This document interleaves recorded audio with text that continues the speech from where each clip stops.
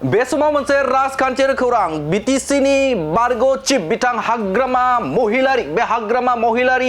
बिथाङा बुंदों दा बिथांमोननि जे एजेन्डा बिथांमोननि जे स्ल'गान बे स्ल'गाना जादों बे समाव प्रमोद बर' हाटाव बिटिसि बासाव बे बाथ्रा थामहिनबा बे समाव नोंथाङा खोनासंग्र बिथां हाग्रामा महिलारिया मा बुंदों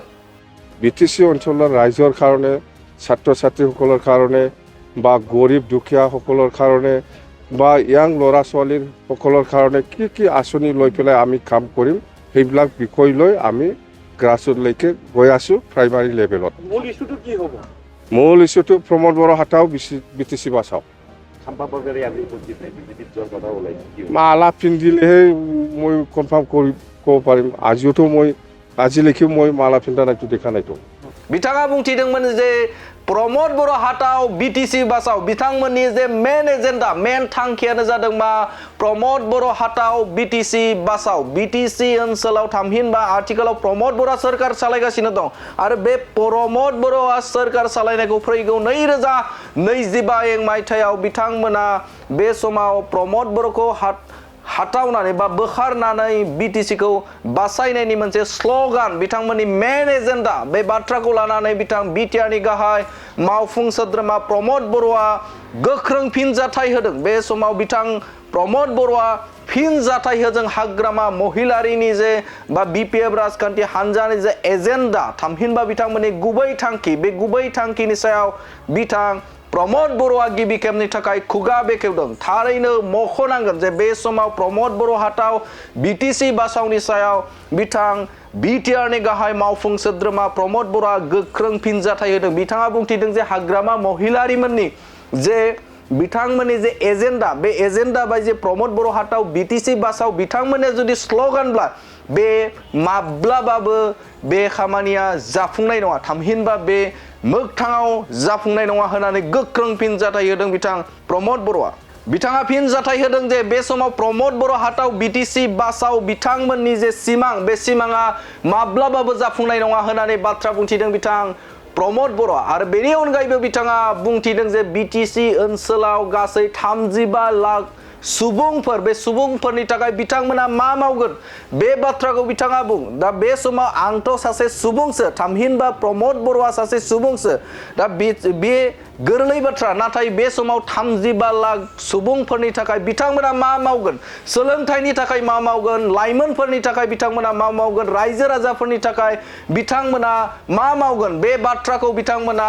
गुबै थांखि हिसाबाव ला बे बाथ्राखौ लानानै बिथांमोना रायजो राजाफोरनो फोरमायहोनानै गोख्रों फिनजाथाय होदों बिथां बिटिआरनि गाहाय मावफुं सोद्रोमा प्रमोद बर'आ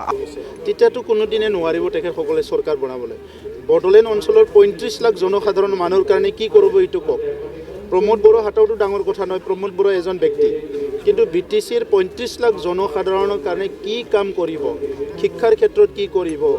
অৰ্থনৈতিক ক্ষেত্ৰত কি কৰিব সামাজিক ক্ষেত্ৰত কি কৰিব এই কথাবিলাকে তেখেতসকলে ক'ব লাগিব आरो बिथाङा बुंथिबावदों जे बे समाव बिथांमोननि आखायाव थामहिनबा बिपिएफ राजखान्थि हान्जानि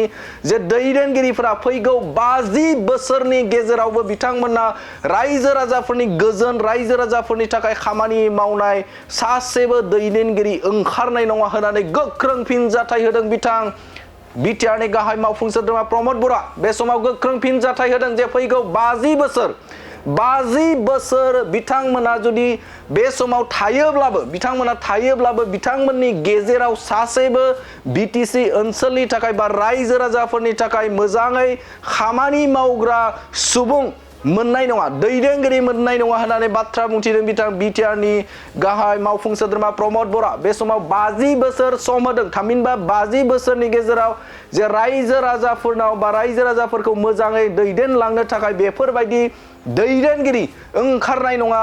बिपिएफ राजखान्थि हान्जायाव होननानै गोख्रों फिनजाथाय होदों बिटिआरनि गाहाय मावफुं सोद्रोमा प्रमोद बर'आ অহা 50 বছৰতো বিটিআৰ অঞ্চলত 35 লাখ জনসাধাৰণ আগুৱাই নিয়াৰ পৰিকল্পনা কৰিব পৰা মানুহ আৰু নাহিব বিপিএফ बे समाव प्रमोद बर' हाटाव आरो बिटिसि बासावनि सायाव गोख्रों फिनजाथाय होदों बिथां बिटिआरनि गाहाय मावफुं सोद्रोमा प्रमोद बर' आरो बिथाङा बुंथिदों जे फैगौ गोलाव सम थामहिनबा बिथांमोननि जे थांखि बे थांखिया बा बिटिसि प्रमोद बर' हाटाव आरो बिटिसि बासाव बे थांखिया माब्लाबाबो जाफुंनाय नङा होननानै गोख्रों फिनजाथाय होदों बिथां बिटिआरनि गाहाय मावफुं सोद्रोमा प्रमोद बर'। दानिया फैदो बिथाङा आरोबाव मा बाथ्रा बुंदों नोंथांमोननि गेजेराव होनि।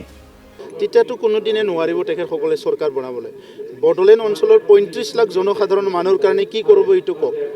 প্ৰমোদ বড়ো হাটাওটো ডাঙৰ কথা নহয়, প্ৰমোদ বড়ো এজন ব্যক্তি, কিন্তু বিটিচিৰ ৩৫ লাখ জনসাধাৰণৰ কাৰণে কি কাম কৰিব, শিক্ষাৰ ক্ষেত্ৰত কি কৰিব, অৰ্থনীতিৰ ক্ষেত্ৰত কি কৰিব, সামাজিক ক্ষেত্ৰত কি কৰিব, এই কথাবিলাকে তেখেতসকলে ক'ব লাগিব। আৰু BPF-ৰ তাত মই ভাবোঁ অহা ৫০ বছৰতো BTR অঞ্চলত ৩৫ লাখ জনসাধাৰণৰ আগুৱাই নিয়াৰ পৰিকল্পনা কৰিব পৰা মানুহ আৰু নাহিব BPF-ৰ। আৰু এটা কথা আপোনাক আচলতে সোধোঁ, যিহেতুকে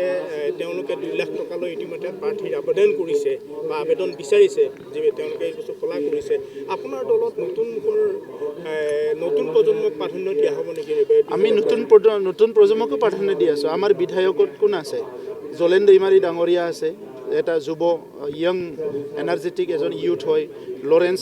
ইছলাৰী ডাঙৰীয়া আছে, বহুত ইউথবিলাকে আছে আমাৰ তাত। আজি নতুন ইউথ আহিছে, বিভিন্ন জনগোষ্ঠীৰ ইউথবিলাক আহিছে, উইলছন হাজদা আছে, বহুতে আছে, চব নতুনবিলাকে আহি আছে। পুৰণিবিলাককো ৰাখিব লাগিব, নতুনকো ৰাখিব লাগিব।